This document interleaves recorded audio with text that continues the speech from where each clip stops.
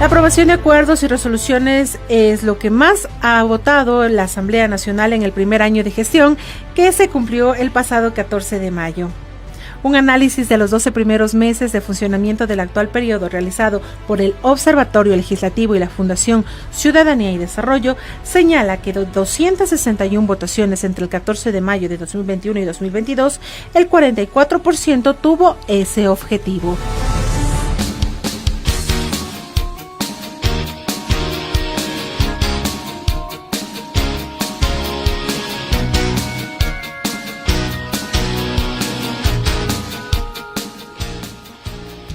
8 de la mañana con 34 minutos, 8 con 34 minutos, en Punto Noticias de Radio Pichincha. En su primera emisión saludamos con el director del Observatorio Legislativo de la Fundación Ciudadanía y Desarrollo. Se trata del doctor Marcelo Espinel, que nos acompaña también vía telemática. ¿Cómo está, doctor Espinel? Buenos días, bienvenido, gracias por estar con nosotros. Le acompañamos Alexis Moncayo, quien le habla, Licenia Espinel.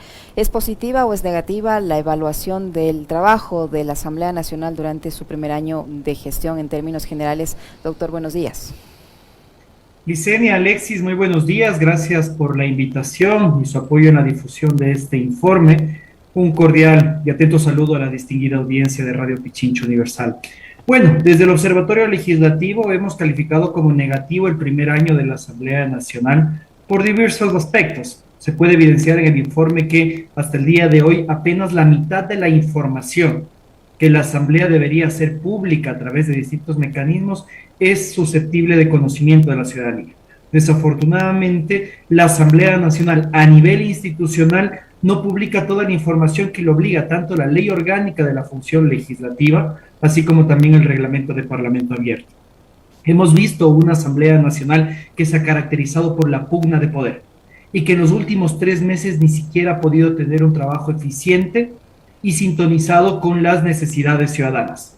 Y en último lugar, algo que lo hemos reiterado, es bochornoso, por decirlo menos, que sea precisamente la presidenta de la Asamblea Nacional quien se encuentra en el listado de los 5 asambleístas que más se ausentan en las votaciones, incumpliendo así con la representación ciudadana en el Parlamento.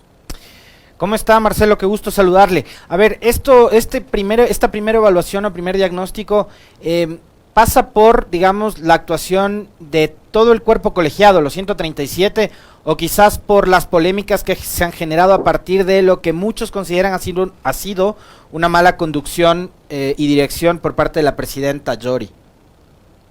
Yo creo que las responsabilidades recaen en distintos niveles. El hecho de que, por ejemplo, no se transparente información de forma adecuada, sin duda que recae en la institucionalidad legislativa, y esta es dirigida por la presidenta Yori. Que la Secretaría General de la Asamblea Nacional, que la Unidad de Tecnologías de la Información y la Comunicación no hayan dado facilidades a los legisladores para transparentar información, eso es responsabilidad directa de la presidenta de la Asamblea Nacional. Pero el hecho de que, por ejemplo, se retiren procesos de fiscalización con la finalidad de priorizar otros, es una actitud irresponsable que recae sobre una organización política y un asambleísta en específico. Entonces también veamos cómo existen estos distintos matices, ¿no? Por otro lado, pues en aspectos positivos se puede evidenciar que el 40% de las acciones contempladas en la agenda legislativa hasta el día de hoy se ha ido cumpliendo, algo que evidencia que existe trabajo en la Asamblea Nacional. Pero si es que desmenuzamos un poco más este dato, Alexis, podemos evidenciar que gran parte del trabajo se centra en las comisiones legislativas, aprobaciones de informe de primer debate, aprobaciones de informe de segundo debate, pero no se evidencia trabajo en el Pleno de la Asamblea Nacional. Y esto responde a las pugnas de poder que desafortunadamente hemos visto los ciudadanos en los últimos 3 meses, específicamente en el Pleno de la Asamblea Nacional. Doctor Espinel, de este trabajo se puede ver reflejado en cuántas normativas, cuántas se han aprobado, cuántas han sido iniciativa de la propia Asamblea, cuántas del Ejecutivo. Eso por un lado. Y por otro también, esta Asamblea se ha caracterizado por su inestabilidad al interior de las diferentes bancadas. Hace poco nomás terminó de desgranarse la bancada de la Izquierda Democrática, que en este punto no sé si todavía sigue siendo una bancada. Durante este primer año de funciones de la Asamblea Nacional Licenia se presentaron un total de 219 proyectos de ley.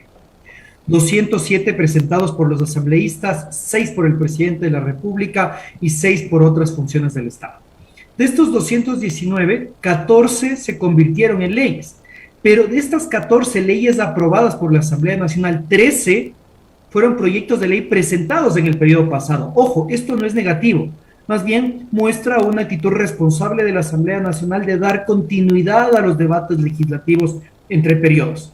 Solo uno de los proyectos de ley presentados por el presidente de la República, en este caso, fueron aprobados y otros no han tenido la misma suerte dentro del Pleno de la Asamblea Nacional. Un dato bastante interesante también es que el 70% de los proyectos de ley presentados, en este caso, por los asambleístas, por el presidente, así como también por otras funciones, son reformas a leyes vigentes y un 31% son leyes nuevas. A ver, hay algo que me queda, y para no ser así tan malvados, ¿no? Porque siempre con el Parlamento, sobre todo cuando se hace periodismo de opinión, de interpretación, como me corresponde a mí en la primera media hora de este espacio, solemos ser muy injustos a ratos, no injustos, sino muy severos con la legislatura. Y hay algo que acaba de decir el doctor Espinel, que me parece a mí sí vale la pena destacarlo, más allá de que todo el camino transcurrido en este primer año de gestión de la Asamblea da cuenta de que empezaron con cifras que estaban más o menos por el 33-34% de aceptación y han llegado a unos niveles en los que se ubican por el 11, 10, incluso menos, algunas encuestadoras les dan, pero yo lo que noto es que trabajo sí hay, y hay algo que quizás la mayoría de los ciudadanos no logramos entender, porque obvio, no todos los ecuatorianos estamos dentro del Palacio Legislativo y sabemos cómo es la dinámica de un parlamento. Muchas veces nos quedamos con la cobertura que hacen los medios de comunicación del pleno, ¿no? Con las intervenciones en el pleno, donde están los 137 en el hemiciclo parlamentario. Pero no vemos lo que ocurre en esos 7 pisos que tiene la Asamblea, en esos 7 pisos que están distribuidas las 15 comisiones especializadas, donde dice Marcelo Espinel, hay trabajo. Hay trabajo que se ha hecho, y valdría la pena también destacar aquello, Marcelo, porque, digamos, es ahí donde se elaboran los informes para primero, para segundo debate, donde se analizan todos los temas antes de que estos lleguen al pleno. El problema es que eso muchas veces no se comunica, y claro, con los recursos que tiene la Asamblea para comunicar, se vuelve difícil. Ahora, los medios de comunicación, lo que más venden o vendemos de la cobertura parlamentaria, por lo general siempre es la polémica, ¿no? Y cuando hay cámaras, ocurren, por ejemplo, hechos bochornosos como el que vimos hace algunos días atrás en una de las comisiones. Pero trabajo legislativo ha habido, Marcelo. Pero es una de cal y una de arena, mi querido Alexis. Sin duda que hay trabajo legislativo y un arduo trabajo dentro de la Asamblea Nacional. Pero por otro lado, no se comunica, como bien dices tú. Pero no solo no se comunica, se incumple con la ley. El reglamento de Parlamento Abierto le obliga a la Asamblea Nacional a publicar, por ejemplo, las observaciones a proyectos de ley presentados por los legisladores, así como también las actas de constatación de quórum y de votaciones de las comisiones. Y hasta el día de hoy esa información no se conoce. Hay ciertas comisiones que se han entregado la información a la Secretaría General, hay otras que simplemente no lo hacen, legisladores que optan por hacer observaciones verbales y no por escrito, impidiendo que exista un registro de esto. Entonces, ¿cómo se pretende recuperar la confianza ciudadana en el Parlamento si se incumple con la ley, si se es opaco, si no se entrega información a la ciudadanía sobre el trabajo que se está realizando? Entonces, la percepción que vamos a tener los ciudadanos, ¿cuál es? Que no se hace nada, que únicamente pasan peleando. Doctor Espinel, en cuanto al presupuesto que tiene la Asamblea Nacional, ¿este se manejó adecuadamente? ¿En qué se invirtió esto por un lado? Y por otro, yo le insisto en el tema de la inestabilidad de las bancadas, ¿no? Y ahora hay un enorme grupo de, entre comillas, legisladores independientes que iniciaron esta gestión perteneciendo a una organización política y que en el camino, no sé si por propia conveniencia o por desilusión, se han apartado de la organización que los llevó a ocupar ese curul. Gracias por traer nuevamente a la mesa ese tema, Licenia. Sí, esta asamblea se está encaminando por ser la asamblea con el mayor número de camisetazos. Ya son 22 los asambleístas que se han declarado independientes y se están constituyendo, podemos llamarlo así, como la segunda fuerza política, únicamente superado en número por UNES. Precisamente las organizaciones políticas que mayor número de legisladores perdieron fueron Pachacutic y la ID. La ID en números ya no podría ni siquiera ser considerada una bancada, pues precisamente ya tiene menos del 10% de asambleístas, que es lo que exige la ley orgánica de la función legislativa, y hoy por hoy solo 2 bancadas están representadas en el Consejo de Administración Legislativa. Esto pues pone en evidencia que existe una clara reconfiguración de fuerzas en el Parlamento, pero también un peligro que es el hecho de que un alto número de asambleístas independientes puede ser un filtro para la corrupción. El que se quiera obtener sus votos sin que exista una organización política consolidada detrás, pues podría abrir puertas a negociaciones que están fuera de lo lícito. Pero también pone en evidencia que continuamos con esta deuda estatal, que es el fortalecimiento de las organizaciones políticas. Tenemos organizaciones políticas débiles que se han convertido únicamente en pues empresas electorales que logran pues llegar a ciertos cargos de elección popular, pero en el camino se van debilitando. Eso al respecto de la inestabilidad que desafortunadamente pues también abona a esta falta de credibilidad que tenemos los ciudadanos sobre el Parlamento. Al respecto del presupuesto yo creo que hay que hacer varias puntualizaciones. La función legislativa es la función del Estado que menos presupuesto recibe. Esto no quiere decir bajo ningún concepto que debería recibir más o que debería recibir menos, sino que si hacemos este análisis comparativo podemos ver que el presupuesto de esta función no es mayor si lo comparamos con, obviamente, el Ejecutivo, la función judicial, la función electoral y la función de transparencia y control social que aglutina a una gran cantidad de instituciones públicas. El presupuesto o el gasto ejecutado entre mayo del 2021 hasta abril del año 2022 llegó a 42 millones de dólares, enfocándose más del 80% de este presupuesto en el personal parlamentario, en el pago de salarios y beneficios tanto de asambleístas, asesores y funcionarios legislativos. Creo que es un llamado a la ciudadanía y a los medios de comunicación a identificar cómo se ha gastado nuestro dinero, más allá de las cantidades, ver cuál es la calidad del gasto. Recordemos que al inicio del periodo legislativo ya se realizaron denuncias sobre cómo se estaba gastando el dinero. Se estaba gastando al parecer en exceso en la compra de alimentos, se pretendía renovar los vehículos de la Asamblea Nacional y creo que es importante que si es que ponemos el ojo en este tipo de gasto, pues se puede evitar la ineficiencia dentro de la ejecución presupuestaria en el aparataje público. Otra cosa que se vende y mucho en el trabajo de la Asamblea es todo lo que tiene que ver con juicios políticos y la fiscalización, ¿no? Acá hubo juicio político contra Pablo Celi, contra Freddy Carrión, contra René Ortiz, contra Víctor Anchundia, contra Ruda Regui, 5 funcionarios que han sido censurados unos y destituidos otros. El trabajo de fiscalización de esta Asamblea, ¿ha sido serio, doctor Espinel, o ha sido también, digamos, usado por unos como una suerte de plataforma política, porque los juicios políticos también se utilizan para eso? Además, tomemos en cuenta de que estamos en un año preelectoral. ¿Han sido serios los procesos de fiscalización o no? ¿Han sido bien llevados, bien conducidos? ¿Sirvió esa reforma además de la Ley Orgánica de la Función Legislativa? Creo que haces una muy buena introducción. Tenemos un alto número de pedidos de juicios políticos, llegamos a 15 pedidos de juicios políticos dentro de este primer año de gestión. Y a pesar de las reformas de la Ley Orgánica de la Función Legislativa que establecía plazos para el tratamiento de esos juicios políticos, la Asamblea sigue llegando tarde. Es por eso que en pocos casos logró la censura y la destitución de los funcionarios. Únicamente en 3 de estos 15 pedidos, 2 pudieron ser censurados porque la autoridad ya no se encontraba ocupando el cargo al momento de la resolución de la Asamblea Nacional y 2 resultaron ser archivados. Creo yo que seguimos con la deuda de una fiscalización responsable, Alex. La fiscalización lo que debe perseguir es vigilar el buen uso de los recursos públicos y el cumplimiento de las funciones de otras autoridades del Estado. Para nosotros es irresponsable, por decirlo menos, con los ciudadanos el retirar juicios políticos porque ya no se los considera necesarios, porque ya no se los considera convenientes, porque la agenda de la organización política cambió. Y me refiero específicamente a lo que han anunciado algunos legisladores de, por un lado, retirar el pedido de juicio político en contra del procurador, retirar posteriormente el pedido de juicio político en contra de las autoridades del Consejo Nacional Electoral, para darle, en este caso, más importancia a un juicio político en contra de los consejeros de participación ciudadana y control social. Lo que buscaban las reformas de la Ley Orgánica de la Función Legislativa es un respeto al procedimiento, que los procesos de enjuiciamiento político sean tratados no solo de forma oportuna, sino en el orden en el que fueron presentados.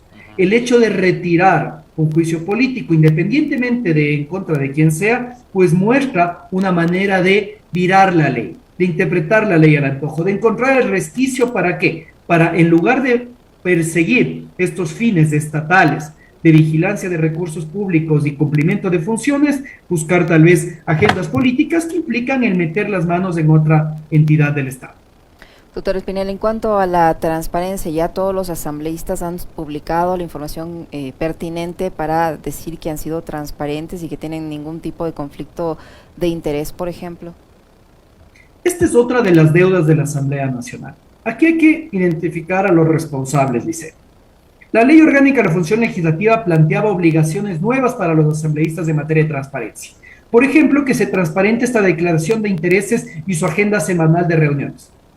Esta declaración de intereses no es más que un documento que garantiza que los ciudadanos podamos conocer si es que las autoridades, en este caso los asambleístas, tienen familiares o que tienen personas allegadas por parentesco sanguíneo de afinidad, ocupando altos cargos públicos, como gerentes o accionistas de empresas o contratistas del Estado. Y también si los legisladores son participantes de los paquetes accionarios de empresas privadas. Desafortunadamente, a pesar de que los asambleístas entregaron esta información al inicio del periodo legislativo, la Asamblea Nacional no ha transparentado esta información. Esta información debería ser de conocimiento público en la página web de la Asamblea Nacional, así como también la agenda semanal de reuniones de los legisladores. No se dieron las facilidades para que los asambleístas publiquen esta información en su web y al día de hoy, por insistencia del Observatorio Legislativo en una campaña comunicacional que venimos realizando en los últimos meses, solo 18 de los 137 legisladores han decidido transparentar esta información. Veamos cómo desafortunadamente es la gran mayoría de los asambleístas los que se oponen a una política de transparencia y que busca recuperar la confianza ciudadana en el Parlamento. Mencionaba hace un momento, Licenia, el tema de los camisetazos. Marcelo decía son 22, yo le leí en un buen recuento que hizo también Emilio Domínguez, hizo un buen hilo el fin de semana Emilio, querido amigo, sobre lo que ha sido este año y el recorrido de la Asamblea. Él hablaba de 23, pero a ver, sean 22, 23, pueden ser menos o más. El tema es, estos camisetazos, Marcelo, en una democracia como la que tenemos nosotros, donde hay partidos políticos que, digamos, son maquinarias electorales que se activan cada 4 años, y fíjense que ayer nomás veía yo que ya, por ejemplo, quienes han sido separados o expulsados de la izquierda democrática van con la intención de inscribirse, ¿no? Inscribir otro movimiento político. Y yo particularmente, pueden ustedes discrepar conmigo, están en su derecho, yo no creo que mientras más partidos políticos hay más democracia. Creo que con lo que hay que reordenar, más bien, considero, el sistema de partidos políticos en el Ecuador. No creo que con 200 organizaciones como las que existen en este momento en un país de 13 millones de electores la democracia sea mejor. De hecho, vemos que la democracia en nuestro país ahora mismo está pendiendo de un hilo y en entredicho, por cierto. Pero este tema de los camisetazos, Marcelo, que es, digamos, es una costumbre, es algo que lo vemos cada 4 años, cada 2 años. Ya viene, en 2023 van a tener que nuevamente reordenar Cali comisiones y ahí veremos otra vez las broncas y los celos y los egos peleándose y disputándose presidencias, vicepresidencias y de tales. Eso es algo que se debe combatir, se puede combatir debería haber una reforma también a la Ley Orgánica de la Función Legislativa para que un asambleísta que llega a una curul por determinada organización política, si decide separarse de esa, también renuncia a su curul, o no, o estamos bien ahí con que el que llega por los naranjas, los azules, los amarillos, lo que sea, viene el gobierno, le da un hospital, una gobernación o puestos en su provincia y decide declararse independiente. Empecemos por lo último que has mencionado. Precisamente la existencia de independientes es una ventana a la corrupción, pues da cabida a que los procesos de consenso, de negociación, pues no se lo haga de forma transparente y que más bien adicionalmente busquen satisfacer intereses personales, no intereses partidistas. Y eso incluso lo vimos en el periodo legislativo pasado, cuando se hizo la denuncia fuerte de entrega de contratos del Estado, entrega de cargos públicos, incluso carnets de discapacidad. Veamos un ejemplo de cómo se combatió esto en España, Alexis. En España, hace algunos años ya, se firmó algo que era el Pacto Antitransfugismo. Esto que nosotros conocemos como camisetazo en la ciencia política se lo conoce como transfugismo político. Y este pacto antitransfugismo lo que implicaba es que si es que existían legisladores que decidían declararse como independientes, las organizaciones políticas se comprometían a no recibirlos en sus filas. Entonces, esto limitaba el margen de acción del independiente, ya no tenía aliados para la presentación de proyectos de ley, no tenía aliados para lograr votaciones en lo que tal vez planteaban dentro de las comisiones en materia de observaciones, incluso en procesos de fiscalización.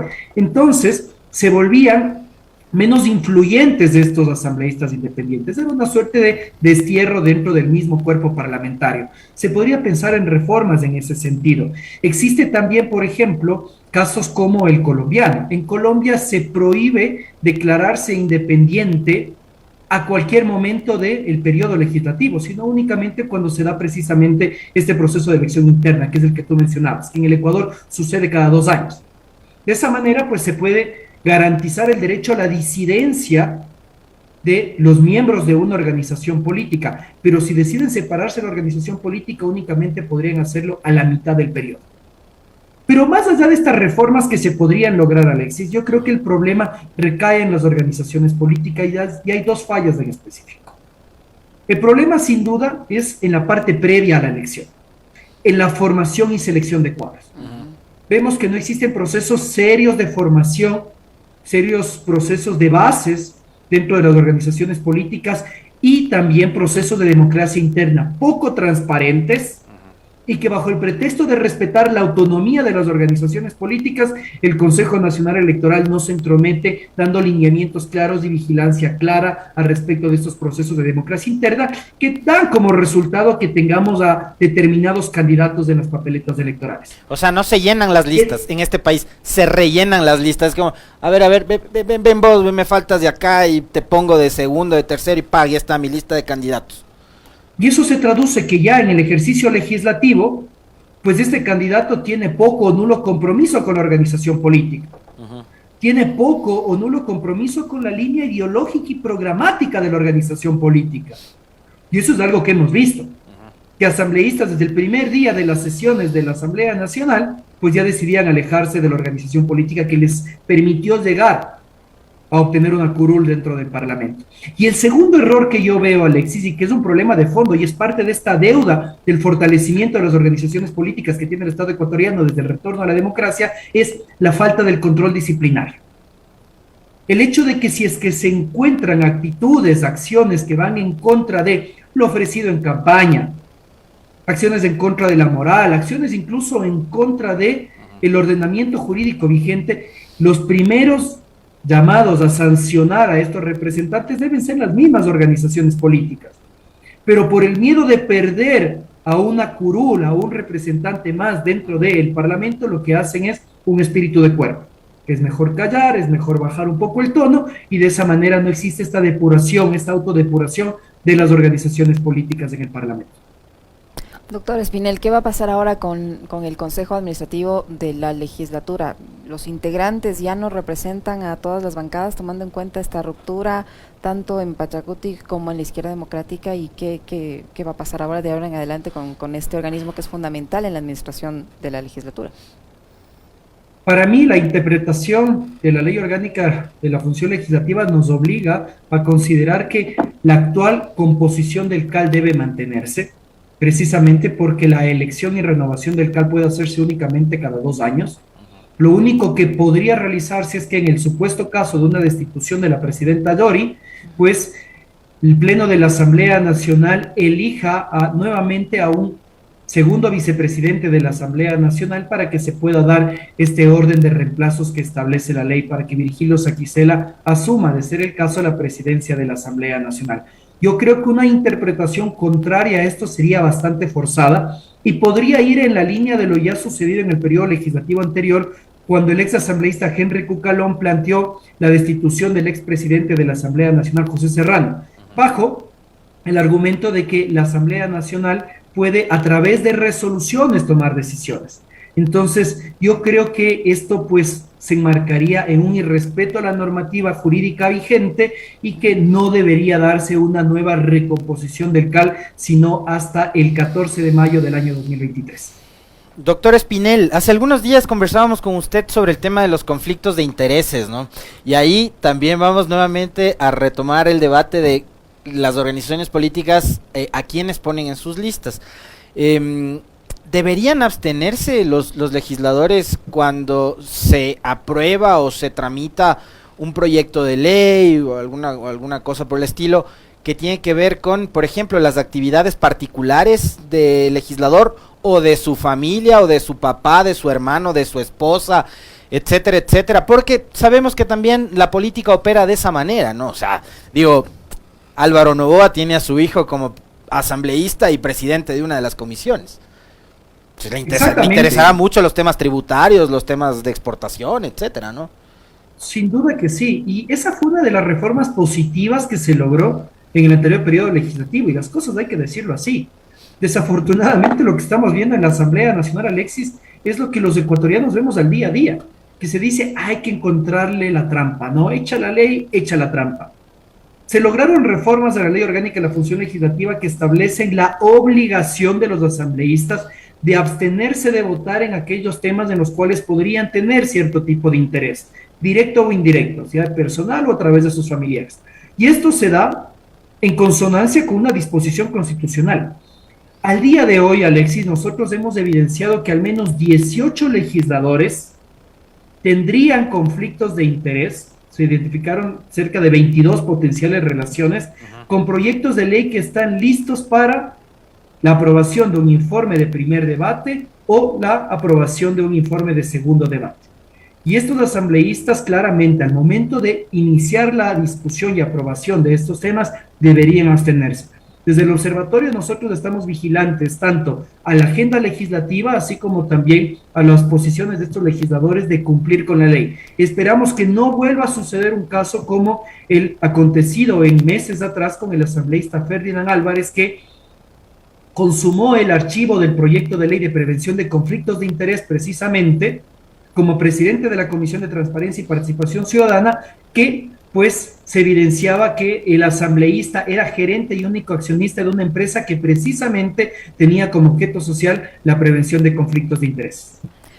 ¿Y estos 18 legisladores, doctor Espinel, a qué filas pertenecen? ¿Son de todas las bancadas? ¿Son de una en especial? Tenemos asambleístas de todas las bancadas. Si me permites voy a dar un par de ejemplos. Por ejemplo, el asambleísta Humberto Alvarado Espinel, la asambleísta Alexandra Arce y el asambleísta Ricardo Urcuango, ambos tendrían un conflicto de interés con el proyecto de ley orgánica de libre expresión y comunicación, al ser ellos accionistas de empresas relacionadas al sector de comunicación. Hablemos, por ejemplo, del asambleísta Eduardo Mendoza, que tendría un conflicto de interés con el proyecto de Código Orgánico Integral Agropecuario, o, por ejemplo, el asambleísta Mario José Plaza, que tendría un conflicto de interés con el proyecto de ley orgánica para fomentar la producción y el consumo de lácteos en el país. Estos dos últimos asambleístas de otras organizaciones políticas y que precisamente por su participación accionaria en empresas relacionadas a estos sectores, al momento de votar estos proyectos de ley deberían abstenerse.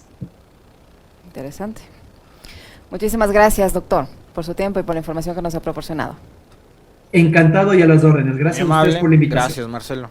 Muchísimas gracias a Marcelo Espinel, director del Observatorio Legislativo, que ha estado con nosotros. Interesante la entrevista. Tiempo de despedirnos, Alexis. Muy bien. Chau, chau.